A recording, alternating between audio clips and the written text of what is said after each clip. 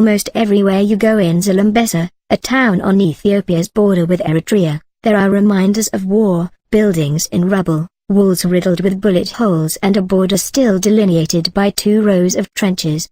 But now, dramatic change is underway. Many of the troops have pulled out.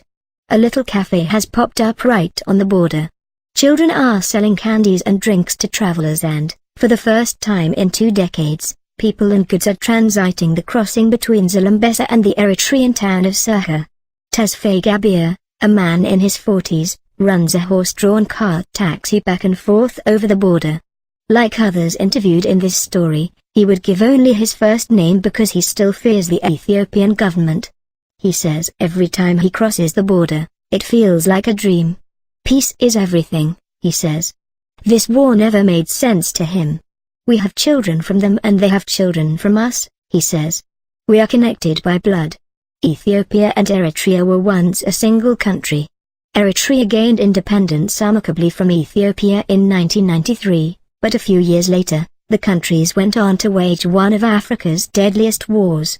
Then this past July, amid a whirlwind of political change in Ethiopia, the 2 countries declared an official end to the war. In September, the Serha-Zalambesa crossing was opened for the first time in almost 20 years. Once that happened, one of the first things that 47-year-old Mesjbo did was return to his family home. Until the opening in September, he could not have even stepped here because his family home was built right between the 2 trenches separating Serha and Zalambesa.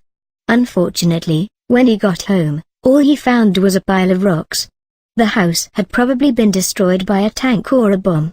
He got to work anyway, winnowing his wheat right next to the rubble, within view of Eritrean soldiers, trying to bring the place back to life. When the war started, lots of villagers here disappeared, taken by an enemy army, Mesjbo says. He hasn't seen his brother in decades,